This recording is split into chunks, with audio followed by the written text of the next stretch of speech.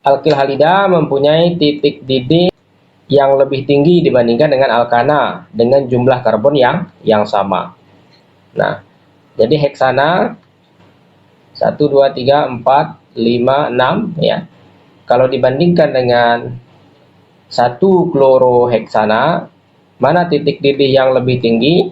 1 kloroheksana itu akan mempunyai titik didih yang lebih tinggi. Nah, kenapa adanya gugus halogen tadi menyebabkan titik didih menjadi lebih tinggi? Jadi adanya gugus halida itu dapat menyebabkan interaksi yang terjadi antara suatu molekul alkil halida dengan molekul alkil halida yang lain menjadi lebih kuat. Nah, dikarenakan interaksi antar molekul itu menjadi lebih kuat, akhirnya titik didihnya menjadi lebih tinggi. Titik didih alkil halida dengan jumlah karbon yang sama itu akan meningkat dengan meningkatnya massa atom halogen. Contoh realnya di tabel ini ya. Ini dibandingkan antara F, Cl, Br, dan I ya. Kita lihat CH3F berapa titik didihnya minus 78 ya. Jadi artinya ketiga senyawa ini, metil fluorida, klorida, dan bromida, pada temperatur kamar itu wujudnya masih gas. Kenapa? Karena titik didihnya berada di bawah temperatur ruang ya. Nah, CH3I metil iodida, nah ini wujudnya sudah cairan. Nah, kenapa? Karena titik didihnya berada di atas temperatur ruang ya, sehingga dia akan berwujud cairan pada temperatur ruang. Tapi tentunya cairan yang sifatnya sangat volatil, karena titik didihnya sangat rendah ya, 42 derajat Celcius. Nah, ini pengaruh dari jenis gugus halida terhadap titik didih ya. Meskipun alkananya rantai hidrokarbonnya sama-sama metana itu ya, karena karbonnya satu. Nah, kemudian titik didih alkil halida dengan jumlah atom C yang sama akan meningkat dengan meningkatnya jumlah atom halogen yang terdapat pada strukturnya. Klorometana itu titik didihnya lebih tinggi atau rendah dibandingkan dengan tetraklorometana. Jadi pada klorometana terdapat 1 atom Cl, pada tetraklorometana terdapat 4 buah atom Cl, kan strukturnya CCl4 ya. Kalau klorometana itu kan CH3Cl ya. Nah, jadi semakin banyak atom halogen yang terdapat di dalam suatu kerangka hidrokarbon, maka itu akan menyebabkan titik didih senyawa tersebut menjadi lebih tinggi. Dalam artian di sini contohnya adalah klorometana itu titik didihnya lebih rendah dibandingkan tetraklorometana. Nah, kita lihat tabel. Di sini kita bandingkan antara klorometana, kita bandingkan dengan diklorometana, kemudian triklorometana, dan tetraklorometana. Nah, mana yang titik didihnya paling rendah? Klorometana minus titik didihnya. Jadi titik didihnya paling rendah. Nah, artinya nih kalau minus nih boiling pointnya pada temperatur ruang dia masih berwujud gas ya, karena dia sudah dapat mendidih pada temperatur minus di bawah temperatur ruang. Nah, kita lihat di klorometana atau disingkat dengan DCM ya, titik didihnya 40, meningkat ya, titik didihnya agak lebih tinggi dibandingkan dengan klorometana. Kita lihat kloroform, titik didihnya 61, nah lebih tinggi dibandingkan dengan diklorometana dan klorometana. Sedangkan karbon tetraklorida ini titik didihnya paling tinggi. Jadi peningkatan jumlah atom halogen dalam suatu kerangka hidrokarbon itu akan menyebabkan titik didih senyawa tersebut menjadi lebih tinggi. Nah, kemudian di paragraf yang kedua kita coba baca. Titik didih alkil halida dengan alkil berupa rantai lurus akan lebih tinggi dibandingkan dengan alkil berupa rantai bercabang. Nah, siapa yang mau jawab? Fiona, apa jawabannya?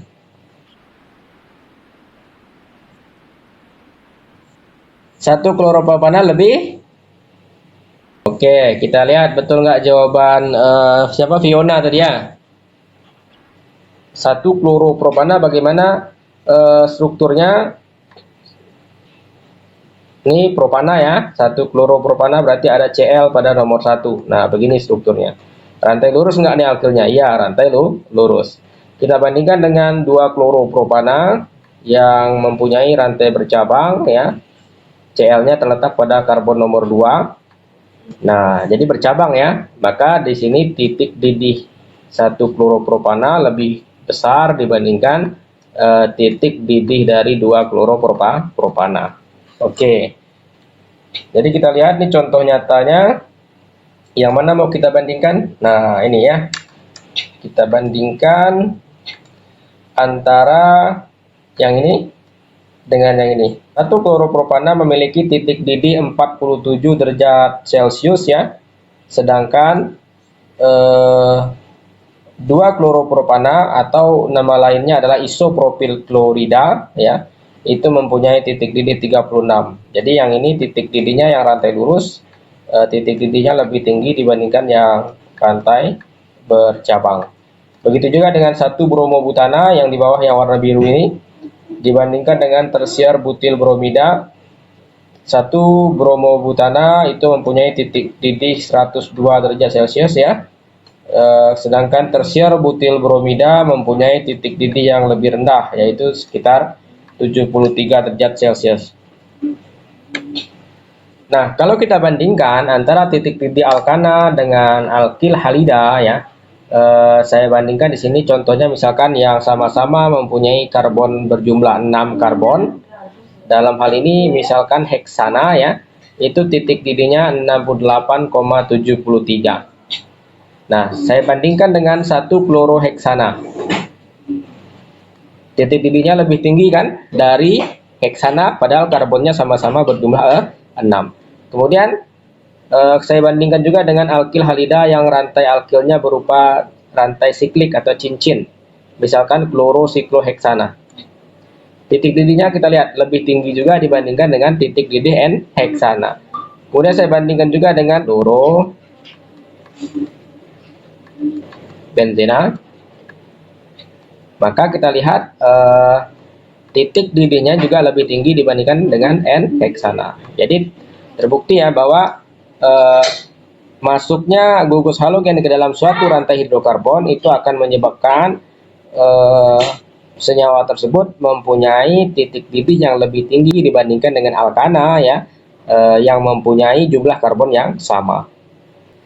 Nah, kemudian kita akan bahas sifat fisika yang selanjutnya. Kalau tadi titik didih, nah, itu hubungannya nanti dengan wujudnya ya, bagaimana wujudnya pada temperatur ruang, apakah berwujud gas atau cairan misalnya ya.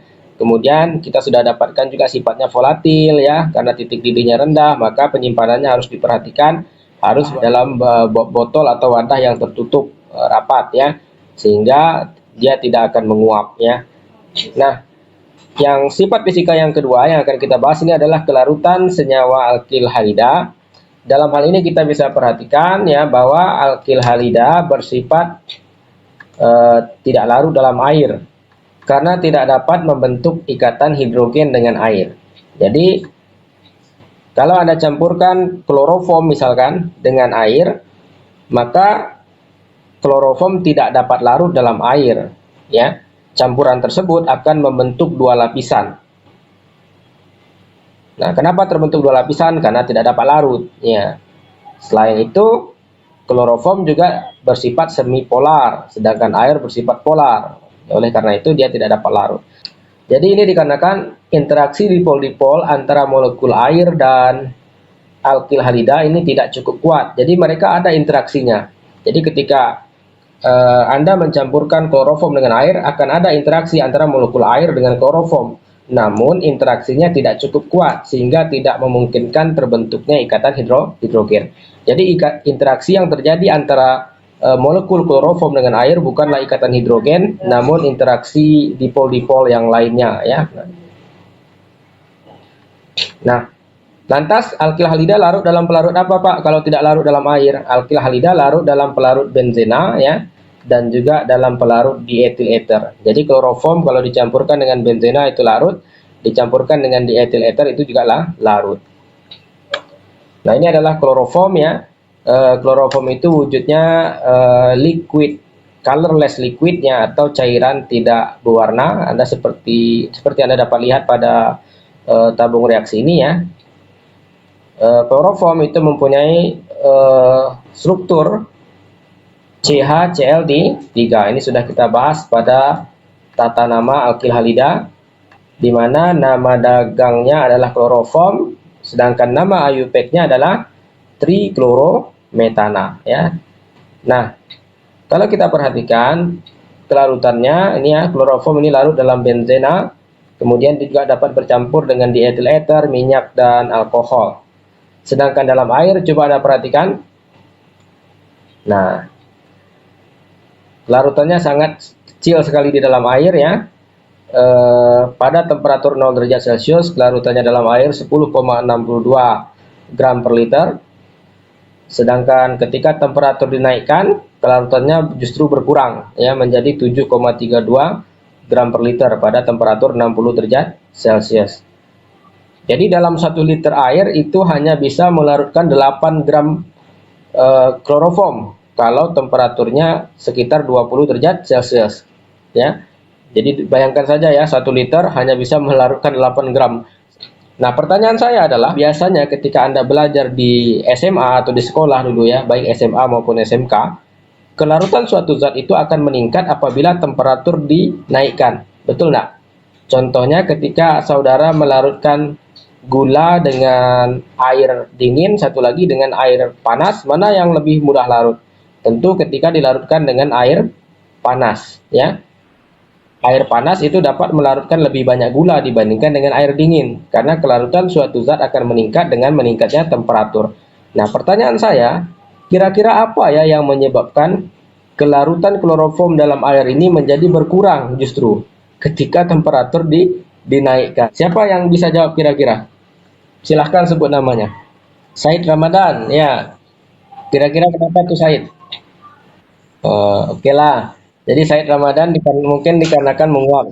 Ya, tadi kita sudah bahas bahwa senyawa hidrokarbon dan alkil halida ini kebanyakan itu kalau yang karbonnya jumlahnya kecil ya, sifatnya volatil ya. Artinya mudah menguap ya. Nah, sehingga ketika temperatur dinaikkan, maka bentuk wujudnya yang berupa cairan itu sebagian akan berubah menjadi gas. Akibatnya kelarutannya menjadi berkurang. Ada lagi di klorometana. Wujudnya ini mirip sama dengan kloroform ya, bentuknya cairan tak berwarna. Di mana kalau kita perhatikan secara struktur juga mirip, perbedaannya hanya terletak pada jumlah atom kloridanya. Di klorometana Cl-nya hanya ada 2. Nah, kita lihat kelarutannya bagaimana. Bercampur dalam metil asetat, alkohol, heksan, benzena ya. Kita lihat kelarutan dalam air. Nah, sama ya dengan kloroform tadi. Semakin tinggi temperatur, maka kelarutannya menjadi semakin berkurang di dalam air ya. Nah, kemudian pada senyawa alkil halida itu juga ada istilah isomer geometri. Ada yang disebut dengan cis dan ada disebut juga dengan trans. Misalkan kalau kita punya senyawa cis 12 dikloroetena dengan trans 12 dikloroetena. Kita lihat rumus molekulnya sama ini ya, karbonnya ada 2, Cl-nya ada 2, H-nya ada 2. Begitu juga dengan trans, karbonnya ada 2, Cl-nya juga ada 2, H-nya ada 2. Perbedaannya hanya terletak pada posisi atom Cl-nya ya dalam ruang 3 dimensi. Pada cis atom H-nya ini terletak pada sisi yang sama, begitu juga dengan atom Cl-nya ya. Pada trans, atom H atau atom Cl-nya ini terletak pada posisi yang berlawanan. Satu di atas, satu di bawah. Kalau cis kan sama-sama di atas, satu bisa juga sama-sama di bawah. Nah, akibatnya apa? Posisi cis ini menyebabkan arah panah resultan dari momen dipolnya ya, itu akan mengarah ke bawah. Karena Cl-nya sama-sama di bawah ya. Jadi Cl itu kan punya kemampuan menarik elektron, tarikannya kemana? Ke bawah, karena Cl-nya ada di bawah. Begitu juga dengan Cl yang di kanan, dia akan menarik elektron ke bawah. Nah, sehingga totalnya adalah ke bawah. Akibatnya senyawa ini mempunyai momen dipol 1,9 D. Jadi momen dipolnya besar dari 0. Nah, pada trans Cl yang kiri itu momen dipolnya mengarah ke bawah. Kemudian Cl yang di kanan momen dipolnya mengarah ke atas. Sehingga arah panah momen dipol ini ya resultannya sama dengan 0 ya dipolnya. Kenapa? Karena saling meniadakan. Anda mungkin sudah belajar fisika bahwa ketika suatu gaya ke kiri sama dengan ke kanan ya, maka tidak terjadi perpindahan 0 ya. Nah, misalkan si A menarik meja dengan gaya sekian Newton ke arah kiri, sedangkan si B menarik meja dengan gaya sekian Newton ke arah kanan. Karena gaya dan A dan B sama tarikannya, akibatnya apa? Meja tadi pindah nggak? Tidak. Meja tadi tidak akan pindah ke kiri atau ke kanan. Jadi dengan dikatakan, bisa dikatakan momen dipolnya nih yang paling bawah ini kita lihat momen dipolnya sama dengan 0. Tapi kalau misalkan si A menarik mejanya lebih kuat dibandingkan si B, maka meja tadi akan bergeser ke kiri, sehingga meja tadi akan berpindah ke kiri. Itu kan konsep fisika sederhana yang mungkin sudah saudara dapatkan ketika di sekolah ya. Jadi ini menyebabkan cis itu sifatnya lebih polar. Saya katakan lebih polar itu bukan berarti dia polar ya. Alkil halida dan hidrokarbon sifatnya cenderung non polar ya. Jadi lebih polar dibandingkan apa nih? Dibandingkan yang trans. Yang trans berarti dia lebih non polar. Nah, senyawa yang sifatnya lebih polar itu titik dirinya akan lebih tinggi ya. Kita lihat di tabel. Cis mempunyai titik didih berapa tuh di tabel?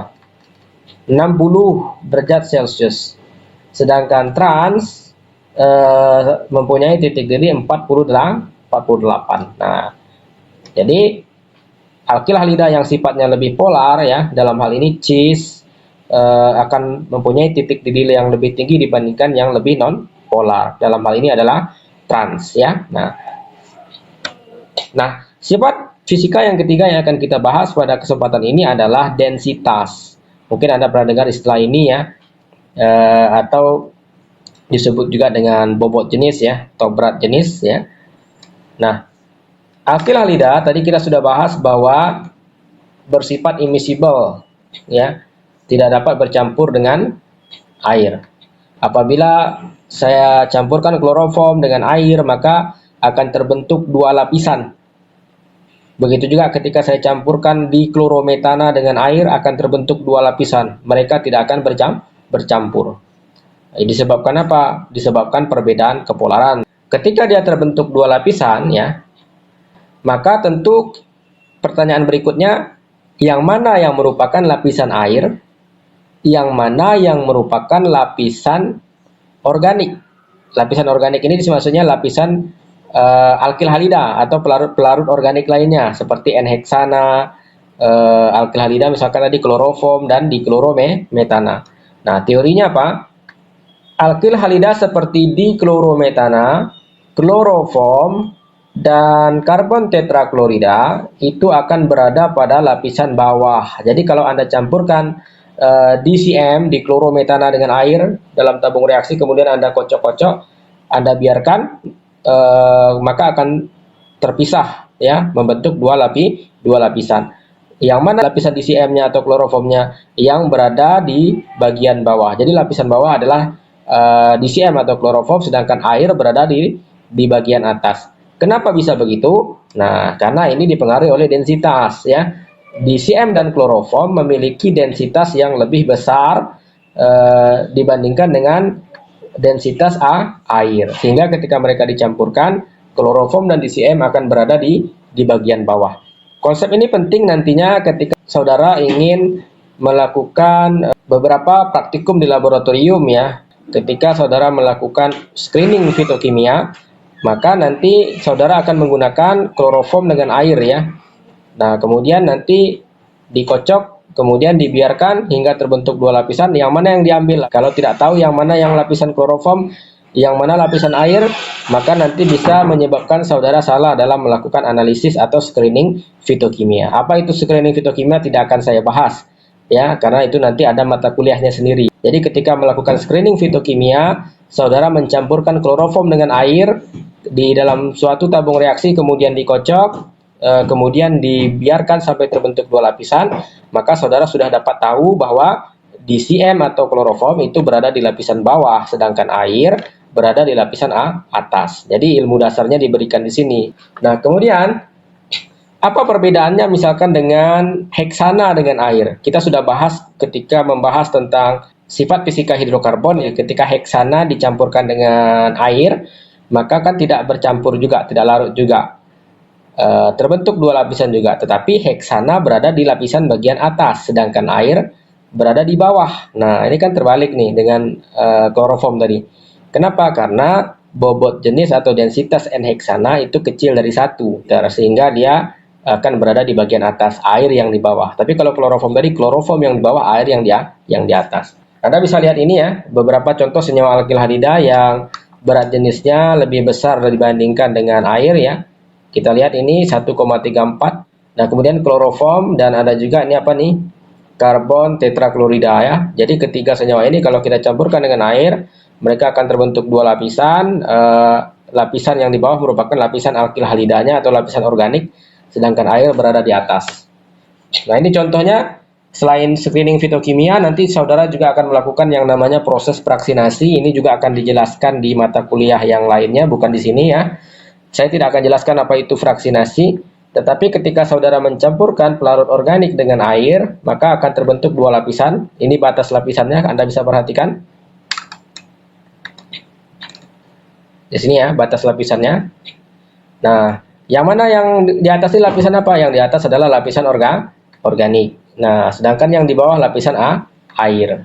Nah, kenapa nih kalau heksana di atas? Karena berat jenis heksan atau densitasnya lebih kecil dibandingkan dengan air. Tapi kalau kita gunakan kloroform, maka dia akan terbalik.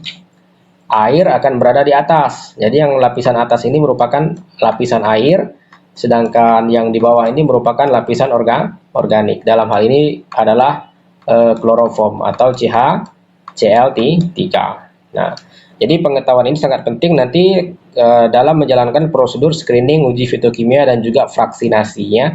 Nah, selanjutnya kita akan bahas mengenai kegunaan senyawa alkil halida ya.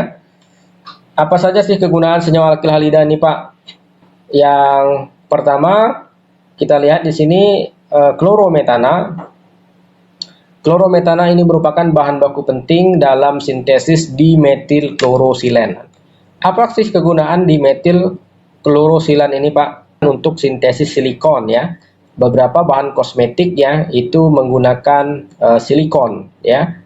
Dan juga beberapa sediaan gel ya itu juga menggunakan silikon sebagai salah satu komposisi dari basisnya ya. Nah, jadi ini akan saudara terapkan nanti ketika mungkin ingin membuat suatu formulasi atau sediaan. Selain itu juga dapat digunakan sebagai bahan baku untuk membuat polisilan, salah satu bahan aktif dalam suatu antasida ya. Nah, ini adalah struktur simetikon. Simetikon ini sebenarnya suatu polimer ya. N-nya ini bisa kelipatan berapa gitu ya.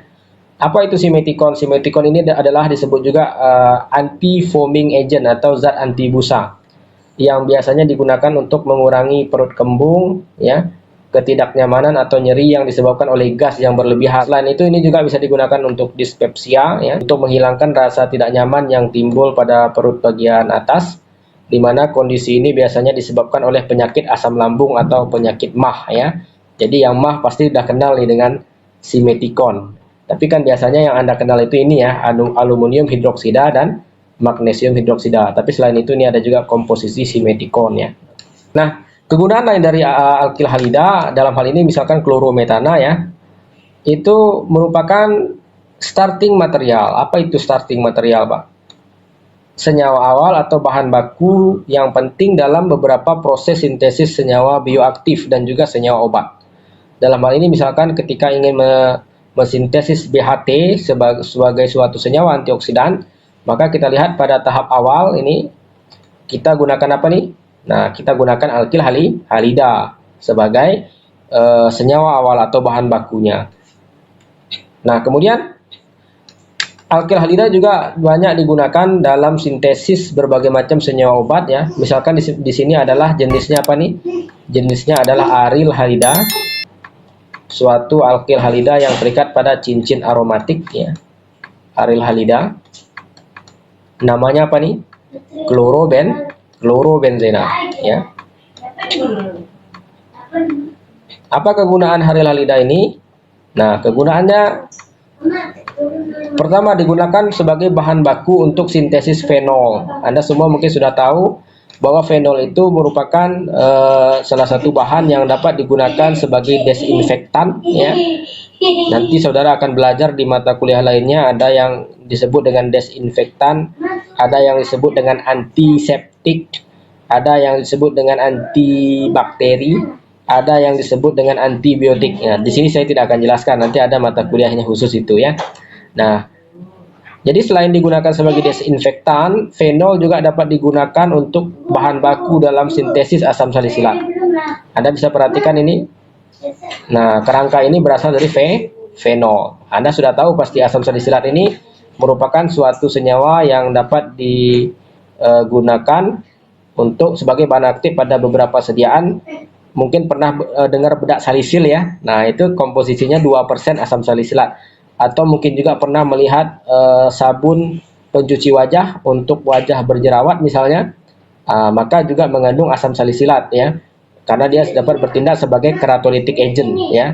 Nah, nanti ini Anda akan pelajari lebih lengkap di mata kuliah lainnya, di mana asam salisilat ini juga dapat diubah menjadi aspirin dan metil salisilat. Ini Anda tahu aspirin merupakan suatu analgetik dan juga merupakan suatu senyawa antiinflamasi non steroid ya. Jadi sangat banyak sekali aplikasi aryl halida ini dalam sintesis suatu senyawa obat ya. Sebenarnya sangat banyak sekali, tapi di sini contohnya saya kasih ini saja. Nah, kemudian tadi kita ngomong-ngomong DCM dan kloroform ya. Kegunaannya sangat banyak juga ya, terutama sebagai pelarut pada beberapa industri ya, termasuk sebagai pelarut pada proses sintesis beberapa bahan baku senyawa obat. Namun di sini perlu diperhatikan bahwa kloroform itu bersifat lebih toksik dibandingkan dengan DCM. Selain lebih toksik juga bersifat lebih karsinogenik ya. Oleh karena itu penggunaan kloroform pada beberapa industri itu sudah banyak digantikan oleh DCM. Kloroform digunakan bersama dengan air pada screening fitokimia ekstrak tanaman obat. Nah, untuk mengidentifikasi kandungan senyawa apa yang ada pada tanaman obat tersebut. Nah, ini akan dibahas pada mata kuliah fitokimia nanti. Saya tidak akan bahas apa itu screening fitokimia, belum ya. Nah, kemudian beberapa artikel juga melaporkan penggunaan DCM dan kloroform untuk pelarut pada proses ekstraksi dan juga tadi pada proses vaksinasi. Ini juga akan dibahas pada mata kuliah lain. Kemudian DCM dan kloroform juga digunakan sebagai eluen atau fase gerak pada analisis kromatografi. Apa itu analisis kromatografi? Saya tidak akan bahas. Nanti akan saudara dapatkan di mata kuliah lain, di mana ketika saudara melakukan analisis suatu senyawa obat, kadang-kadang kloroform dan DCM ini digunakan sebagai eluen dalam analisis tersebut. Biasanya digunakan dalam analisis kromatografi lapis tipis atau KLT. Nah, apa kegunaan lain dari kloroform? Ternyata dulu kloroform pernah dipakai sebagai zat anestetik. Nah, ini tulisannya salah ya, anestesi. Nah, apa tuh anestetik? Obat bius ya. Jadi ketika dulu sebelum obat bius itu ditemukan, maka Anda bisa bayangkan bagaimana orang melakukan operasi atau pembedahan. Tak usahlah jauh-jauh operasi ya. Coba tanya kakek-kakek Anda yang masih hidup ya. Dulu bagaimana kakek sunat, apakah sudah ada obat biusnya ya. Nah, kalau sekarang kan sebelum sunat dibius gampang ya, tidak terasa tiba-tiba udah hilang ya. Nah, jadi dulu orang-orang dulu itu kalau mau sunat gimana? Disuruh berendam di dalam sumur. Ya, airnya dingin ya. Nah, sampai mengkerut baru kemudian dilaksanakan ya. Nah, jadi seperti itu. Bayangkan dulu pernah juga saya baca buku, ada juga proses bedah yang dilakukan tanpa obat bius ya. Gimana rasanya itu ya. Nah, sampai akhirnya ditemukanlah zat-zat alkil halida ini sebagai obat bius. pertama. Nah, zat pertama yang dipakai sebagai anestesi itu adalah kloroform ya. Meskipun sekarang sudah tidak dipakai lagi. Kenapa? Karena sifat toksik dan karsinogenik dari kloroform tersebut. Nah, kemudian ada lagi anestesik lainnya dari alkyl halida, itu disebut dengan halotan ya. Ini juga sudah ditarik dari pasaran karena efek sampingnya ya. Jadi halotan ini juga merupakan suatu alkyl halida. Bisa Anda lihat nih, di dalam strukturnya terdapat 3 buah atom F, 1 buah atom Cl, dan 1 buah atom Br. Nah, silakan nanti di rumah dioret-oret kira-kira nama IUPAC-nya apa ya. Nah, bagaimana proses pembuatan DCM dan kloroform ini? Nah, jadi CH4 apabila direaksikan dengan Cl2, 1 hanya diganti dengan Cl. Hanya 4, sekarang kita lihat nih, hanya jadi 3. Karena 1 lagi sudah diganti oleh Cl. Ini namanya apa? Klorometana. Apa nama lainnya? Siapa yang bisa kasih nama lainnya?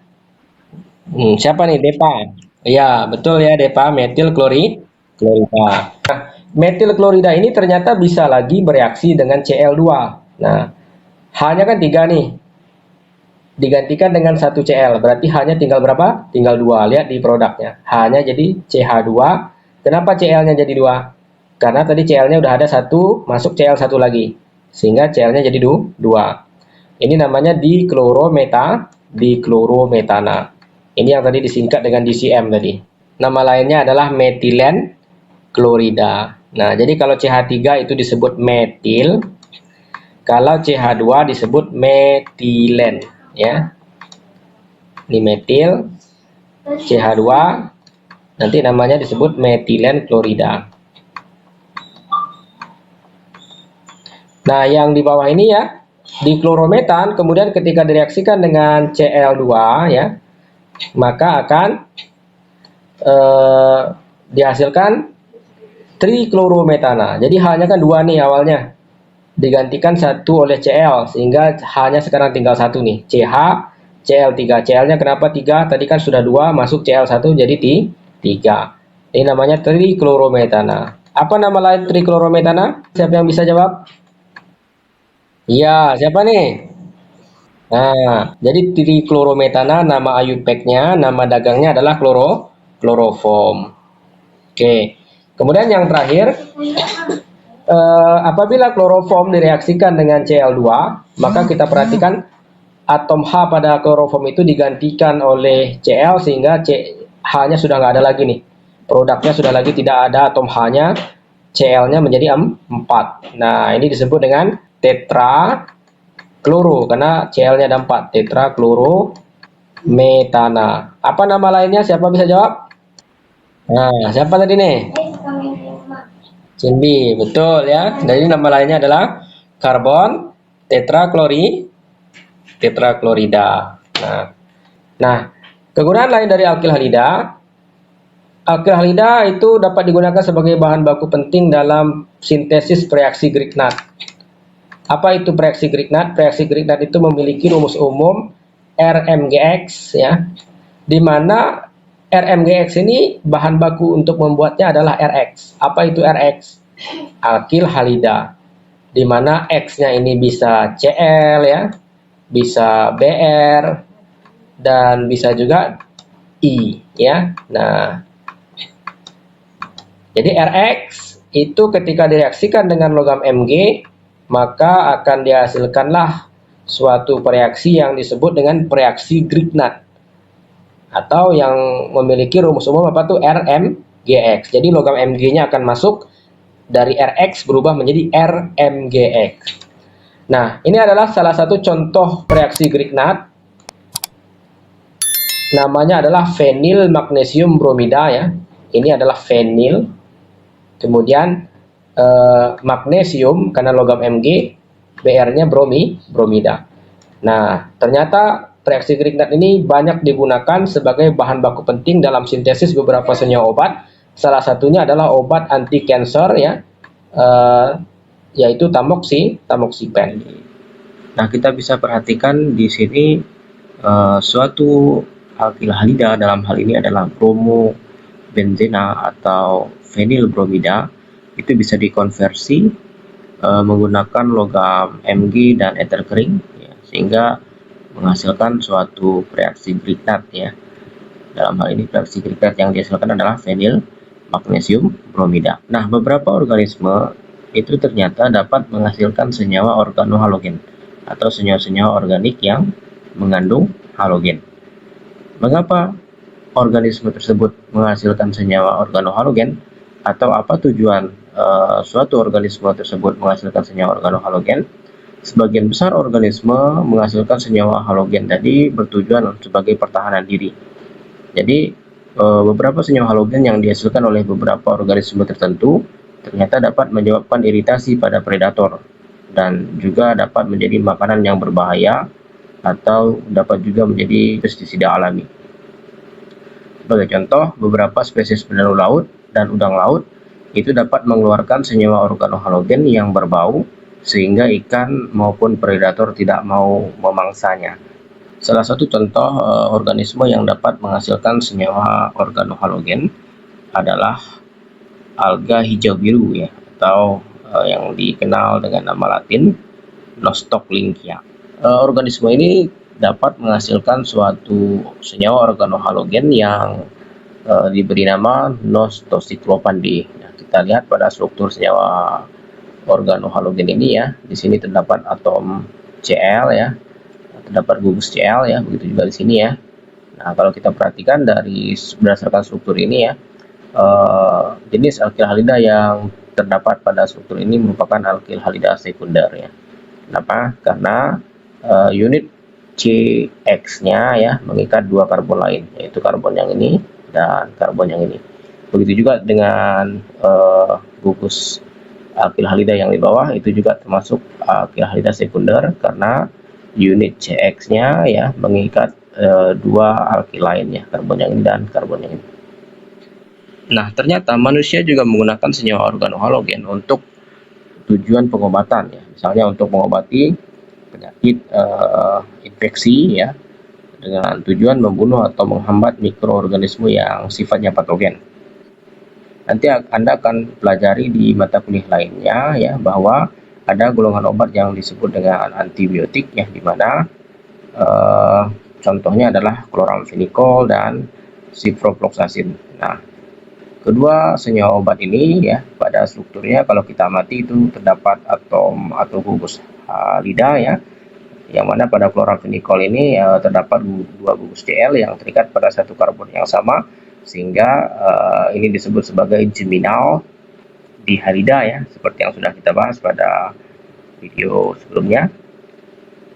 Nah, kemudian pada ciprofloxacin ya, kita dapat amati bahwa pada strukturnya terdapat gugus fluorida atau gugus F ya, nah yang terikat pada cincin aromatik, sehingga ini dapat kita golongkan sebagai suatu aril halida ya. Nah, kedua antibiotik ini sampai sekarang ini masih digunakan ya. Nah, kemudian kalau kita baca sejarahnya ya, dari mana senyawa-senyawa antibiotik ini diperoleh ya. Nah, ternyata chloramphenicol ini awalnya diisolasi dari suatu bakteri yang hidup di tanah ya, yang bernama Streptomyces venezuela ya.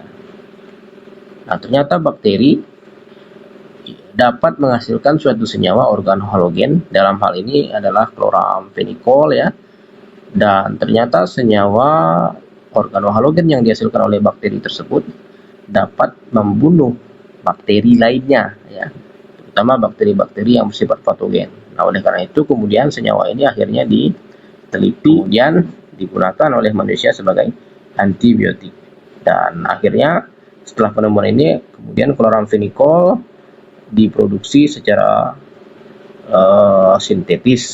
Nah, jadi awalnya ditemukan melalui isolasi dari suatu bakteri ya, kemudian disintesis secara massal ya. Nah, kemudian ada lagi norfloxacin ya, tetapi antibiotik ini telah ditarik dari pasaran karena alasan toksisitas. Norfloxacin ditemukan oleh suatu perusahaan farmasi di Jepang ya.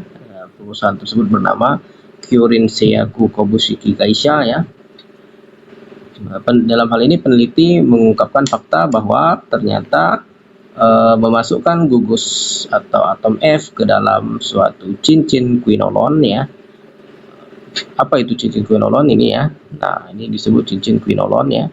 Nah, kemudian di sini kita lihat ya atom F-nya ya. Jadi memasukkan atom F ke dalam cincin quinolon ya, itu ternyata dapat menyebabkan peningkatan antibakteri secara dramatis.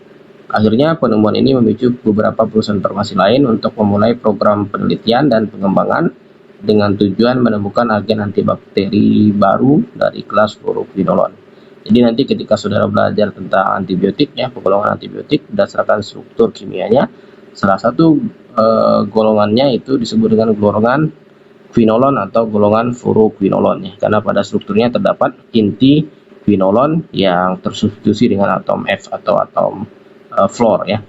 Nah, kemudian saya juga ingin menggambarkan atau ingin memberikan contoh ya, bahwa beberapa antibiotik itu ternyata dapat diperoleh melalui proses yang disebut dengan modifikasi struktur. Mengapa farmasi penting memahami struktur ya? Karena pada proses penemuan obat ya, itu memang tidak lepas dari pemahaman terhadap struktur kimia dari obat. Sebagai contoh ya, pada tahun 1980-an ya, para ilmuwan di salah satu perusahaan farmasi yang ada di Jerman ya, itu menemukan fakta bahwa apabila kita mengganti gugus etil ya pada norfloxacin dengan gugus siklopropil ya, ternyata dapat meningkatkan aktivitas bakterisidal senyawa tersebut terhadap bakteri gram negatifnya. Nah, jadi ketika gugus etil kemudian digantikan menjadi gugus siklopropil ya, ternyata aktivitas antibakterinya meningkat, sehingga akhirnya dipatenkanlah penemuan ini ya, dan lahirlah ciprofloxacin ini. Nah, ini pentingnya ya pemahaman terhadap struktur ya, mengenali jenis-jenis alkil yang sudah kita bahas sebelumnya, mengenali gugus fungsi ya. Ternyata perubahan terhadap suatu gugus alkil atau masuknya gugus fungsi tertentu di dalam suatu senyawa itu dapat mengubah potensi senyawa tersebut sebagai obat. Apakah nanti dapat mengurangi potensinya atau bisa juga meningkatkan potensinya. Nah, contoh senyawa obat lainnya yang mengandung gugus halogen atau gugus halida itu adalah 5-fluorourasil ya. Kita bisa perhatikan di sini ada atom F yang terdapat pada 5-fluorourasil ya. Senyawa obat yang digunakan untuk kemoterapi pada pasien penderita kanker ya. Nah, kemudian obat-obat lainnya yang mengandung gugus halogen juga cukup banyak ya. Saudara bisa searching sendiri di internet ya. Misalnya diazepam ya. Nah, ini Anda bisa perhatikan pada struktur diazepam itu terdapat gugus klorida ya yang terikat pada suatu cincin benzena ya. Kemudian clopidogrel ya, ini juga terdapat gugus klorida ya. Kemudian efavirenz ya, ini suatu antivirus ya. Kita lihat di sini ada gugus klorida yang terikat pada benzena dan juga terdapat 3 buah gugus fluorida yang terikat pada suatu karbon ya. Dan fluoxetine ini antidepresan ya, ini juga mengandung atom F pada strukturnya. Jadi sangat banyak sekali ya contoh obat-obatan yang mengandung gugus halogen yang menunjukkan bahwa gugus halida ini juga berperan penting dalam aktivitas ataupun potensi senyawa tersebut sebagai obat. Untuk tugas individu pertemuan ini, perhatikan struktur senyawa berikut, gambarkan strukturnya dengan teliti ya menggunakan pulpen pada kertas A4 ya. Kemudian tentukan rumus molekulnya, titik lelehnya, dan sifat kelarutan dari masing-masing senyawa obat tersebut di dalam air berdasarkan literatur. Jadi nanti saudara bisa cari dari literatur, misalkan farmakope ya. Jadi kalau yang dari SMK Farmasi tentu sudah tidak asing lagi dengan literatur yang disebut dengan farmakope Indonesia ya. Untuk yang tidak berasal dari SMK nanti silahkan diskusi dengan teman-temannya yang berasal dari SMK Farmasi ya. Nah, untuk 2 senyawa obat yang di atas itu silahkan yang dikerjakan oleh mahasiswa atau mahasiswi yang memiliki NIM ganjil, sedangkan 2 senyawa obat yang di bawah itu bisa dikerjakan oleh mahasiswa atau mahasiswi yang memiliki NIM genap. Pak, bagaimana kalau misalkan tidak ketemu nih pada farmakope, maka saudara bisa mencari dari literatur lainnya. Yang penting dari mana sumbernya nanti harus dicantumkan sebagai daftar pustaka ya, agar bisa dicek kebenarannya. Oke, semoga dapat memberikan banyak manfaat dan pengetahuan baru bagi Anda semua, dan semoga dapat dipahami dengan baik. Lebih dan kurang saya mohon maaf. Sampai jumpa pada perkuliahan berikutnya. See you.